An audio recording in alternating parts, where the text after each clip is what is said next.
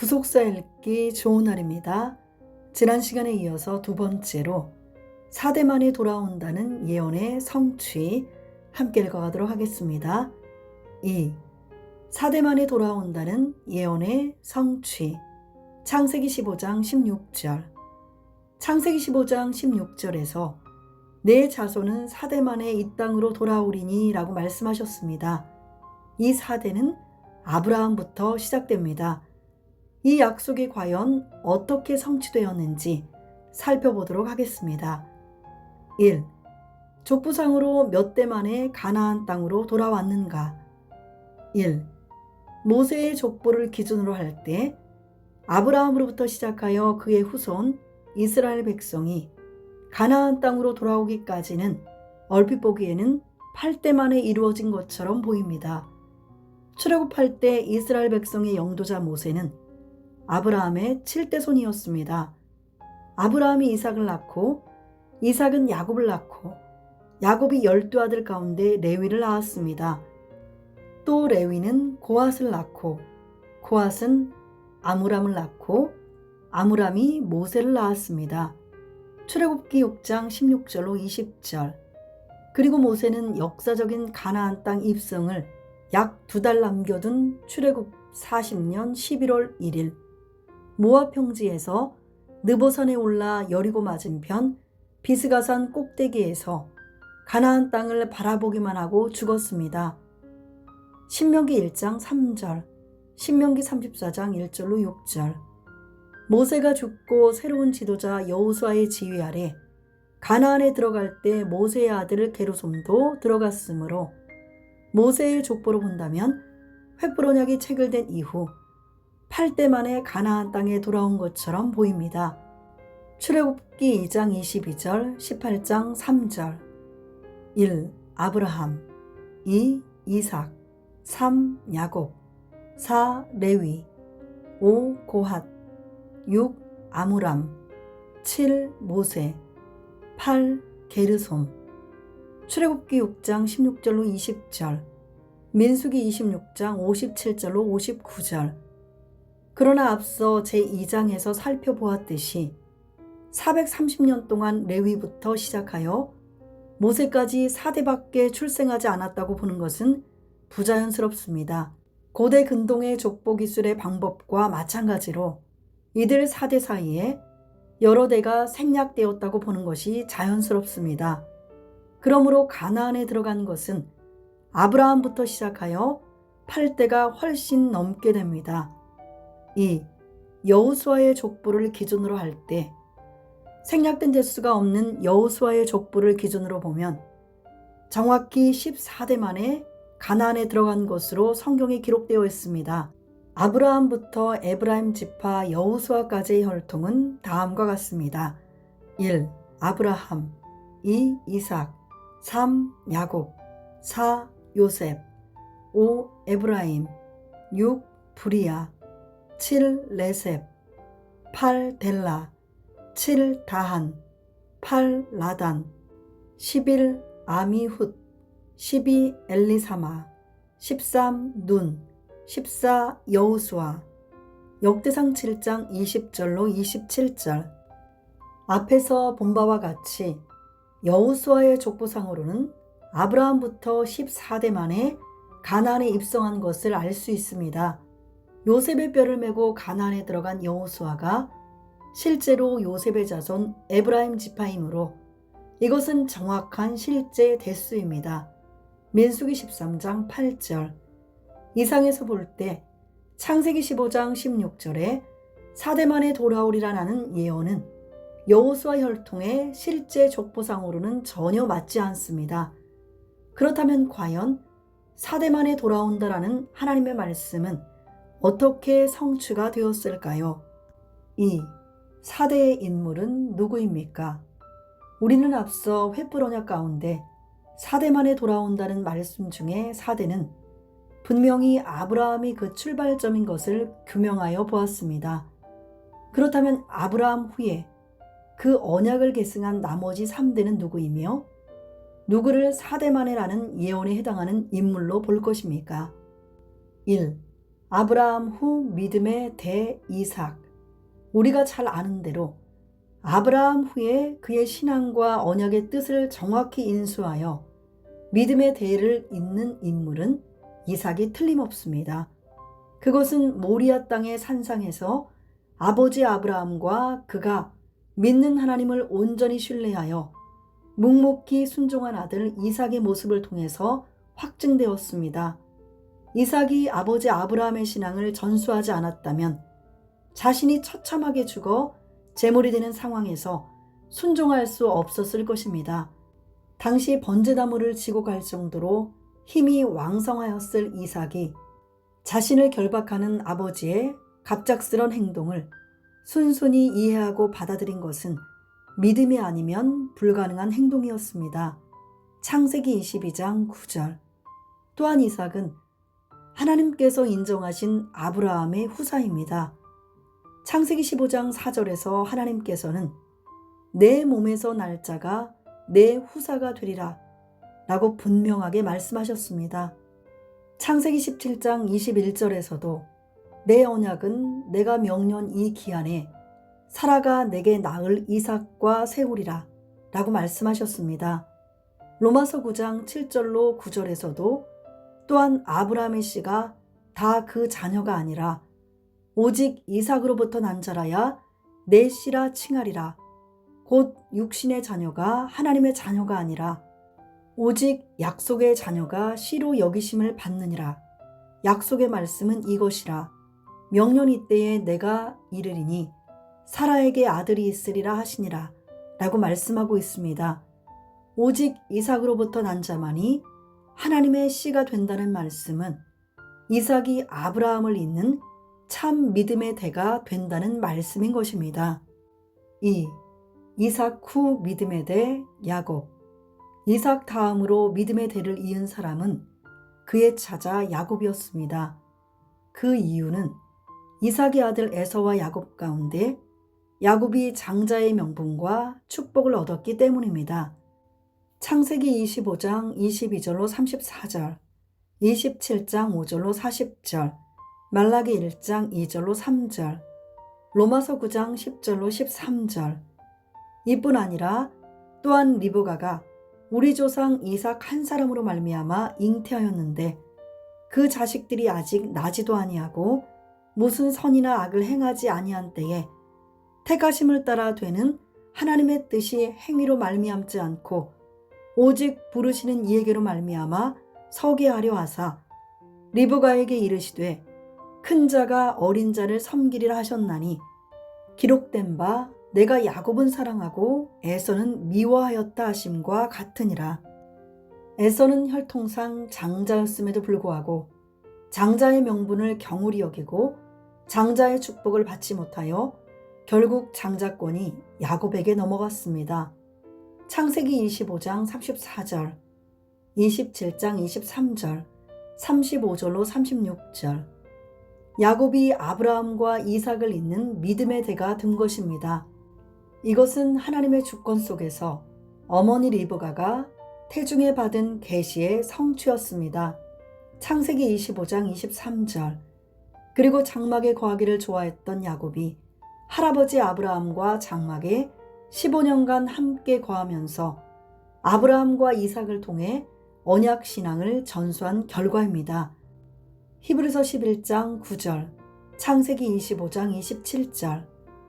야곱은 이삭을 잇는 제3대 족장으로서 횃불 언약에 대한 확고한 믿음을 가지고 그 성취를 위해 생을 불태운 믿음의 사람이었습니다. 그래서 하나님께서는 나는 아브라함의 하나님이요 이삭의 하나님이요 야곱의 하나님이로다 라고 선언하셨습니다.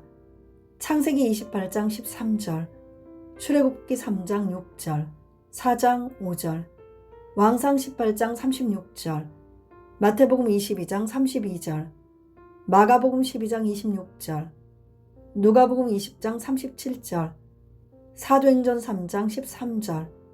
곧 아브라함과 이삭과 야곱이 하나님께서 인정하시는 언약의 3대임을 보여줍니다. 3. 야곱 후 믿음의 대.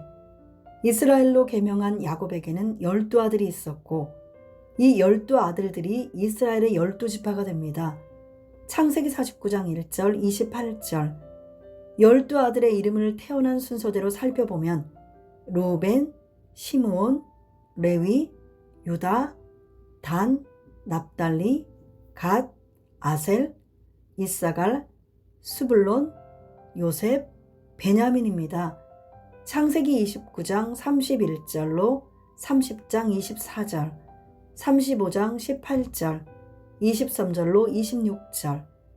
그렇다면 야곱의 12아들 중에서 야곱 후에 믿음의 대를 이은 인물, 곧 4대에 해당하는 인물은 누구일까요? 3. 루벤과 믿음의 대. 성경은 루벤을 기록할 때마다 이스라엘의 장자 루벤이라고 기록하고 있습니다. 출애굽기 6장 14절, 민수기 1장 20절, 26장 5절, 역대상 5장 1절 3절. 또한 야곱은 그의 장자 루벤에 대하여 그 장래를 예언하여 줄 때 창세기 49장 3절 한 구절 안에서만 루벤이 장자라는 사실을 5번이나 강조하였습니다. 내 장자, 나의 능력, 나의 기력의 시작, 위강이 초등하고 권능이 탁월하도다 라고 하였습니다. 여기 위강은 높은 지위에 있어 감히 범할 수 없는 권위를 말하며 초등이라는 말은 히브리어로 예테르인데 이것은 탁월하다라는 의미입니다. 족장시대에는 장자가 그 가족의 제사장직을 물려받았는데 위강이 초등하다는 것은 장자의 제사장직 수행과 관계된 말입니다. 출애굽기 29장 9절. 또한 권능이 탁월하다라는 말은 가족들을 통솔하는 능력을 의미하는데 장자가 전시에 가족을 대표하는 지휘권을 갖게 되는 것을 말합니다. 위강이 초등하고 권능이 탁월했던 루벤. 그는 누가 뭐라 해도 분명히 야곱의 첫 아들 장자였습니다. 1. 루벤이 가졌던 장자의 면모. 실제로 성경 곳곳에서는 루벤의 장자다운 면모가 자주 나타납니다. 살기 등등하고 난폭해진 형제들이 요셉을 죽이려 할 때 루벤은 장자로서 아버지 야곱을 먼저 생각하였습니다. 그는 요셉의 피를 흘리지 말고 광야에 있는 구덩이에 던지자고 제안하여 요셉의 생명을 살렸습니다. 창세기 37장 21절로 22절, 29절로 30절. 창세기 37장 21절로 22절. 루벤이 듣고 요셉을 그들의 손에서 구원하려 하여 가로되 우리가 그 생명은 상하지 말자. 루벤이 또 그들에게 이르되 피를 흘리지 말라. 그를 광야 그 구덩이에 던지고 손을 그에게 대지 말라 하니 이는 그가 요셉을 그들의 손에서 구원하여 그 아비에게로 돌리려 함이었더라. 후에 야곱의 아들들이 흉년 때에 애굽의 양식을 구하러 갔을 때 첩자로 오해받고 곤란한 상황에 처하게 되자 루벤은 과거에 형제들이 요셉을 죽이려 했던 사건을 회상하며 지금 그 피값을 치르게 되었노라 라고 한탄하는 모습을 보이기도 하였습니다. 창세기 42장 22절. 또한 가나안에 기근이 들어 아버지 야곱의 지시를 따라 처음으로 양식을 구하러 애굽에 갔을 때 총리 요셉이 막내 베냐민을 데리고 오지 않으면 안 된다라는 조건으로 시므온을 볼모로 가두었습니다. 요셉의 형제들이 가나안 땅에 돌아와 이러한 내용을 아버지 야곱에게 보고할 때 야곱은 베냐민마저 잃을까봐 슬퍼하였습니다. 이때 루벤은 장자로서 자기 희생적인 모습을 보였습니다. 만약 베냐민을 데려간다면 자기의 두 아들들을 희생시키는 한이 있더라도 아버지가 생명처럼 아끼는 베냐민을 반드시 데리고 오겠노라며 큰 슬픔에 잠긴 아버지의 마음을 안도나는 성숙한 태도를 보인 것입니다. 창세기 42장 36절로 37절. 그 아비 야곱이 그들에게 이르되 너희가 나로 나의 자식들을 잃게 하도다. 요셉도 없어졌고 시므온도 없어졌거늘 베냐민을 또 빼앗아 가고자 하니 이는 다 나를 해롭게 함이로다. 르우벤이 아비에게 고하여 가로되 내가 그를 아버지께로 데리고 오지 아니하거든 나의 두 아들을 죽이소서. 그를 내 손에 맡기소서. 내가 그를 아버지께로 데리고 돌아오리이다. 참으로 르우벤의 장자로서의 위풍이 느껴지는 장면이 아닐 수 없습니다. 그는 장자로서의 책임의식, 그리고 형제들을 대표하는 희생정신, 형제 중 누구보다 아버지를 극진히 위하고 아끼는 든든한 맏아들의 모습을 가졌던 것입니다. 2. 르우벤의 장자의 권리 상실. 이렇게 르우벤은 확실한 장자의 자질을 가졌음에도 불구하고 왜 장자의 권리를 상실하고 믿음의 대를 잇지 못하였을까요? 야곱이 그의 장자 르우벤에게 그 장래에 될 일에 관하여 예언하였던 데서 그 원인을 찾아볼 수 있습니다. 창세기 49장 4절. 물의 끓음 같았은즉 너는 탁월치 못하리니 내가 아비의 침상에 올라 더럽혔음이로다. 그가 내 침상에 올랐었도다. 공동 번역. 터져나오는 물줄기 같아 걷잡을 수 없는 홍수 같아 끝내 맏아들 구실을 하지 못하리라. 제 아비의 침상에 기어들어 그 소실마저 범한 녀석. 한글개역 성경에는 탁월치 못했다라고 했고 공동 번역에서는 이를 맏아들 구실을 하지 못했다라고 좀 더 풀어서 번역하였습니다. 그의 외적인 조건은 극상품 포도나무에 비길 만한 탁월한 존재였지만 그가 맺은 열매는 들 포도나무 열매가 되고 말았던 것입니다. 이사야 5장 2절, 창세기 49장 4절에서는 그가 장자권을 박탈당한 이유를 자세히 설명하고 있습니다. 즉 아비의 침상에 올라 더럽혔음이로다 라고 하였습니다. 침상을 더럽혔다는 것은 히브리어적 완곡 어법으로 적법하지 못한 동침을 가리킵니다. 르우벤이 그의 서모 비라와 통관한 사실을 말합니다. 창세기 35장 22절. 왜 르우벤은 이러한 범죄를 저지르게 되었습니까? 창세기 49장 4절에서는 물의 끓음 같았은즉 이라고 표현하고 있습니다. 이것을 표준 세번역에서는 거친 파도와 같으므로, 현대인의 성경에서는 물이 소용돌이 치는 것 같아서 라고 번역하고 있습니다. 끓음은 히브리어로 파아즈로서 분별 없음, 방종함, 억제되지 않음, 음탕함이라는 뜻입니다. 즉 르우벤은 들끓는 육신의 정욕을 억제하지 못하고 근친상간의 죄를 저지르고 말았던 것입니다. 역대상 5장 1절에서는 르우벤은 장자라도 그 아비의 침상을 더럽게 하였으므로 장자의 명분이 이스라엘의 아들 요셉의 자손에게로 돌아갔으나 족보에는 장자의 명분대로 기록할 것이 아니니라 라고 말씀하면서 르우벤이 장자권을 상실한 명확한 이유를 아비의 침상을 더럽힌 것과 연결하고 있습니다. 그는 야곱의 육적 장자였지만 흉측한 범죄를 저지름으로 말미암아 장자권을 빼앗긴 것입니다. 르우벤은 야곱의 장자였습니다. 따라서 그가 죄를 범하지 않았다면 형제들 가운데 두 몫을 차지하는 장자의 상속권은 응당 그에게로 돌아갔을 것입니다. 신명기 21장 15절로 17절. 그러나 르우벤은 그 아비의 침상을 더럽히는 죄악을 범하여 장자의 상속권을 박탈당하고 말았습니다. 율법에는 아비의 아내와 관계하는 것은 아비의 하체를 범하는 것이므로 사형에 해당한다고 규정하고 있습니다. 레위기 18장 6절로 8절, 신명기 22장 30절, 27장 20절, 레위기 20장 11절. 누구든지 그 계모와 동침하는 자는 그 아비의 하체를 범하였은즉 둘 다 반드시 죽일지니 그 피가 자기에게로 돌아가리라.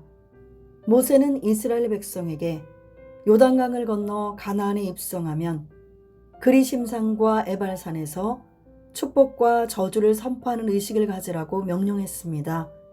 축복의 선포를 위해 시므온, 레위, 유다, 이사갈, 요셉, 베냐민 지파를 그리심산에 세우고 저주의 선포를 위해 루벤, 갓, 아셀, 스불론, 단, 납달리 지파는 에발산에 세우라고 명령했습니다. 신명기 27장 11절로 26절. 축복의 산에 올라간 6지파는 야곱의 본처 레아와 라헬의 후손들이었습니다. 그러나 루벤 지파는 정실 레아의 첫 아들임에도 불구하고 저주를 선포한 에발산에 올랐습니다. 실제로 에발산에 올라가서 낭송하라고 명령한 저주문 가운데는 루벤과 같은 죄를 지은 자가 받을 저주에 대한 다음과 같은 내용이 있습니다. 신명기 27장 20절. 계모와 구합하는 자는 그 아비의 하체를 드러내었으니 저주를 받을 것이라 할 것이요 모든 백성은 아멘할지니라. 아비의 침상은 아비의 건의이므로 루벤은 단순히 간음죄를 지은 것이 아니라 아비의 침상을 더럽힘으로 나아가 아버지의 권위에 도전하는 심각한 죄를 저지른 것입니다. 다윗의 아들 압살롬도 아버지의 후궁들을 욕보이는 죄를 범하였으며 그 말로는 매우 비참했습니다. 사무엘하 12장 11절로 12절, 16장 21절로 22절. 압살롬은 노새를 타고 도망가던 중 상수리 나무에 자신의 자랑거리였던 긴 머리카락이 걸려 요압의 창에 찔리고 요압의 병기를 맡은 소년 10명이 에워싸고 그를 침으로 죽임당하였습니다. 사무엘하 18장 9절로 15절. 우리는 야곱의 장자였던 루벤이 장자권을 상실하는 과정을 통해 아무리 세상에서 권능이 탁월하고 최고의 권세를 가진 사람일지라도 간음이라는 한순간의 범죄로 자신에게 주어진 하나님의 축복과 복된 권리들을 송두리째 상실할 수 있음을 깊이 되새겨야 하겠습니다. 3. 루벤의 최후. 루벤은 레아가 기쁨과 감격 속에 낳은 첫 아들로서 사랑을 받고 태어난 아들이요 야곱의 기대를 한몸에 받고 있던 장자였습니다. 창세기 29장 31절로 32절. 야곱은 12아들이 후일에 당할 일을 각인의 분량대로 예언할 때 그렇게 자랑스럽고 늠름하기만 하던 루벤에게 장자구실을 못한 녀석이라며 장자의 자격을 박탈하였습니다. 창세기 49장 1절, 창세기 49장 28절, 창세기 49장 3절로 4절. 야곱이 죽기 전에 12아들에게 예언한 것처럼 하나님의 사람 모세는 200만 명이 넘는 이스라엘 백성을 모아놓고 각 지파별로 축복하였습니다. 신명기 33장. 12지파에 대한 야곱의 예언과 모세의 축복은 신기하리만큼 일맥상통하는 면이 있습니다.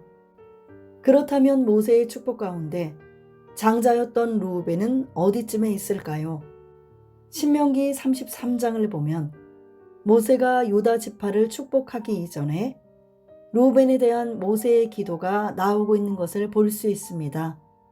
그것은 루벤 지파에 대한 축복이라기보다 점점 쇠퇴해가는 그들이 아주 사라질 것을 염려한 나머지 그 종족을 보존시켜 달라는 마지막 긍휼을 호소하는 탄원이었습니다. 신명기 33장 6절. 루벤은 살고 죽지 아니하고 그 인수가 적지 않기를 원하도다. 표준 세번역. 루벤은 비록 그 수는 적으나 잘 살게 하여 주십시오. 절대로 망하지 않게 하여 주십시오.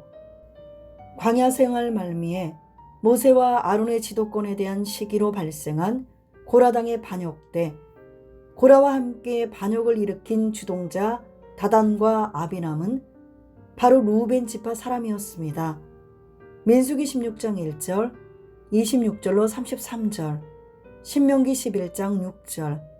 그 반역에 대한 대가로 작당을 했던 두 사람만이 아니라 그들과 그 가족들, 고라에 속한 사람, 그 물건까지 땅이 입을 벌려 삼켰습니다. 민수기 16장 32절. 그리고 분양하던 250인은 불에 소멸되었습니다. 민수기 16장 35절. 고라당이 그 죄에 대한 대가로 처참하게 저주를 받아 죽는 상황에서 철없는 백성은 이를 보고 통회하기는커녕 오히려 그 책임을 모세와 아론에게 돌리면서 원망하다가 14,700명이 연병에 걸려 죽는 심각한 참상이 연달아 발생하였습니다. 민수기 16장 41절로 50절. 이 사건은 루벤 지파가 제2차 군인 계수에서 제1차 군인 계수 때보다 2,770명이나 감소한 것에 큰 영향을 미쳤을 것으로 추정됩니다. 민수기 1장 21절, 26장 7절. 그래서 모세는 루벤 지파가 소멸되지 않고 다만 얼마만이라도 남겨져 현재보다 더 적어지는 일이 없도록 안타깝게 기도한 것입니다. 가나안 땅에 들어간 후에 기업을 분배하는 과정에서도 루벤 지파의 육신적이고 이기적인 성향이 드러났습니다. 요단강 도하를 앞두고 풍부한 목초지를 발견한 두 지파는 유난히 가축대가 많았는데 가나안 땅 정복은 뒷전이고 다른 지파가 좋은 땅을 차지하기 전에 얻으려고 모세에게 그 땅을 먼저 요청하였습니다. 민수기 32장 1절. 기업은 엄연히 제비를 뽑아 공평하게 나누어야 함에도 불구하고 아직 정복전쟁이 끝나지 않는 상황에서 자기들만 눈에 좋은 땅을 요청한 것은 모세의 노를 격발하고 말았습니다.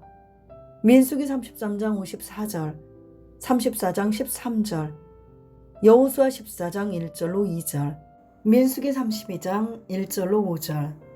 모세는 여기 두 지파의 완악한 요청을 38년 전 가데스에서 악평했던 10명의 가나안 정탐꾼들에 비기면서 두 지파의 불순종 때문에 이스라엘 전체가 다시 광야에 내버려지게 되어 멸망할 것이라고 경고하였습니다. 민수기 32장 6절로 15절, 민수기 32장 13절로 15절. 여호와께서 이스라엘에게 진노하사 그들로 40년 동안 광야에 유리하게 하심으로 여호와의 목전에 악을 행한 그 세대가 필경은 다 소멸하였느니라. 보라, 너희는 너희의 열조를 계대하여 일어난 죄인의 종류로서 이스라엘을 향하신 여호와의 노를 더욱 심하게 하는도다. 너희가 만일 돌이켜 여호와를 떠나면 여호와께서 또 이 백성을 광야에 버리시리니 그리하면 너희가 이 모든 백성을 멸망시키리라. 이렇게 루벤의 후손들도 그 조상 루벤과 같이 영적인 축복에는 무관심하고 물질적인 축복에만 앞다투어 첫째가 되려 하였습니다. 오늘날에도 교회에 출석하고 있으나 육신의 쾌락과 극도의 이기주의에 사로잡혀 자기 일에만 몰두하여 하나님의 일에 게으르고 무관심한 자들은 루벤처럼 하나님의 장자가 되는 축복의 자리에서 제외될 것입니다. 마태복음 7장 21절로 23절, 로마서 8장 5절로 8절. 구속사 읽기 좋은 날, 다음 시간에 이어서 네 번째로 요셉과 믿음에 대해 함께 읽어가도록 하겠습니다. 감사합니다.